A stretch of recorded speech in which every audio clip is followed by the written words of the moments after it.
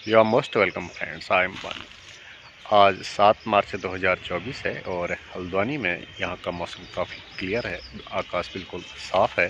Sky is very clear. There is no spot of any cloud in the sky. Sun is shining very bright. यहाँ इस झाड़ी में एक कांटा type का दिख रहा है। ये गोखरू हैं। इनको गोखरू बोला जाता है। जब आप जंगल से घर को जानवरों को लाते हैं तो ये जानवरों की पूंछ पर बहुत ज़्यादा चिपके होते हैं, क्योंकि जानवर घास खाने के लिए झाड़ियों में घुसे रहते हैं।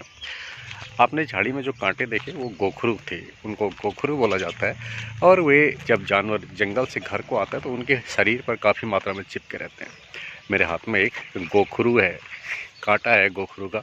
और आप बचपन में एक शरारत करते थे, आपको याद आ रहा होगा। इस गोखरू को आप दूसरे बच्चों के सिर में फेंकते थे और ये उसके सिर में चिपक जाते थे। इनको सिर में बालों से छुड़ाना ज़रा कठिन होता है। आपको बचपन की शरारत याद आ रही होगी। इस कांटे को गोखरू बोलते हैं।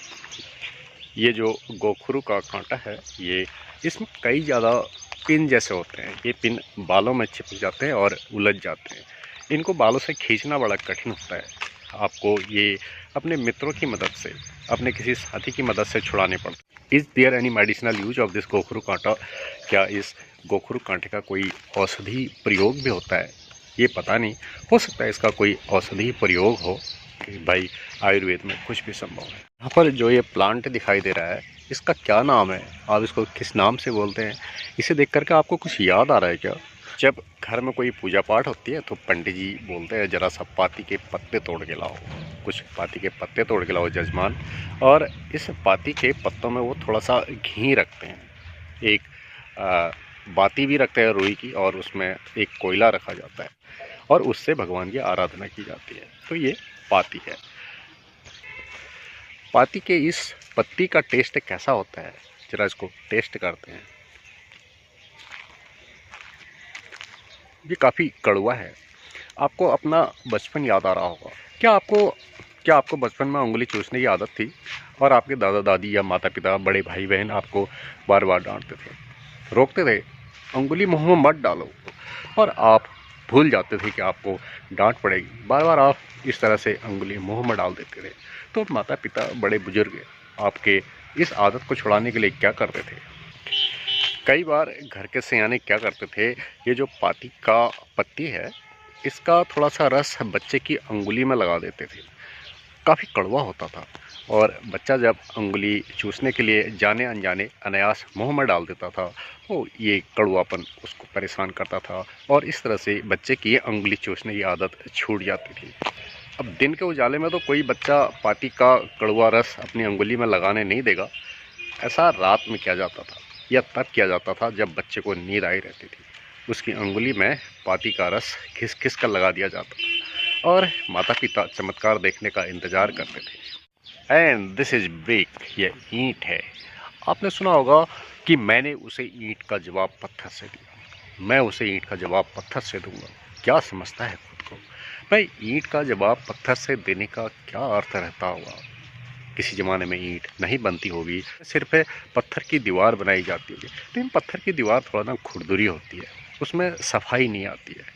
अब बाद में ईंट की खोज हुई, ईंट की दीवारें बनने लगी। ईंट की दीवार में बहुत सफाई होती है, जोड़ से जोड़ का मिलान, बिल्कुल एक सूत ऊपर नीचे नहीं। तो ईंट की दीवार बहुत सुंदर बनती है और पत्थर की दीवार थोड़ा सा आगे पीछे खुरदुरी। पत्थर की दीवार में सफाई कम आती है। तो कोई मिस्त्री बहुत बढ़िया काम कर सकता है, पत्थर का मिस्त्री, तब वो कहता है मैं ईंट का जवाब पत्थर से देता हूँ। यानी वो भी उतनी ही बढ़िया दीवार बना देता है जितनी कि ईंट से बनती है। और ये है कुरी घास। जहाँ एक बार जम जाती है इसको उखाड़ना बड़ा मुश्किल होता है। इसकी न तो पत्ती काम की, न इसका फूल काम का। इसको जानवर भी नहीं खाते हैं। जिस खेत में जम जाती है उस खेत को बंजर करके ही छोड़ती है। कुरी घास कहाँ से आई, ये कहाँ की मूल है, ये पता नहीं। हो सकता है ये विदेशों से भारत आई हो। विदेशों से भारत की आवश्यकता की पूर्ति के लिए खाद्यान्न का आयात किया जाता हो, तो जब कोई अनाज आयात किया गया उसके साथ इस कुरी के बीज भी भारत आ गए होंगे और ये भारत में फैल गया। इसने अपनी पकड़ बना ली। और मैं चल रहा था तो मेरे को ये कील चुभ गई, पैर में कील चुभ गई। इस कील में जंग लगी है। जिस कील में जंग लगी रहती है, यदि वो कहीं चुभ गई तो टिटनेस होने का खतरा रहता है। इस कील में बैक्टीरिया होते हैं, वो बैक्टीरिया ही टिटनेस की बीमारी का कारण बनते हैं। यदि जंग लगी कील कहीं चुभ गई है तो आपको 24 घंटे के अंदर टिटनेस का टीका लगाना पड़ता है। और टिटनेस का टीका बहुत सस्ता होता है, मात्र 15 रुपये में आपका इंजेक्शन आ जाता है। टीके की कीमत मात्र 15 रुपये होती है और 10 रुपये लगाने के मात्र 25 रुपये का खर्चा है।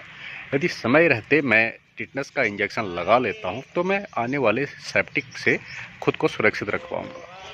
यदि मैंने टिटनेस का इंजेक्शन नहीं लगवाया, लापरवाही की, तो घाव में सेप्टिक हो जाएगा, जहर हो जाएगा, विषाक्त हो जाएगा वो घाव, और उसका जो इलाज होता है वो काफ़ी महंगा होता है। आपको महंगी महंगी दवा खानी पड़ सकती है।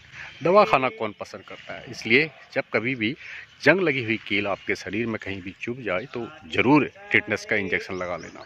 कई बार डॉक्टर शरीर के उस अंग को काट कर अलग कर देते हैं जो टिटनेस होने की वजह से ख़राब हो गया होता है। अक्सर लोग क्या करते हैं, जब उनके हाथ पैरों में या कहीं पर छोटे मोटे घाव हो जाते हैं तो उसको सिलाई करने वाली सुई से या सेफ्टी पिन से छेड़ देते हैं। घाव में सेप्टिक बन जाता है, घाव ठीक नहीं हो पाता है। तो डॉक्टर के पास एक ही उपाय होता है, वो उस भाग को शरीर से अलग कर देता है जिसमें सेप्टिक हो गया है, जो ठीक नहीं हो पा रहा है। और क्या आपको यहाँ पर कहीं छुई मुई का पेड़ दिख रहा है? छुई मुई, जी हाँ, ये छुई मुई है। इसको छूने से ना इसकी पत्तियाँ सिकुड़ जाती हैं।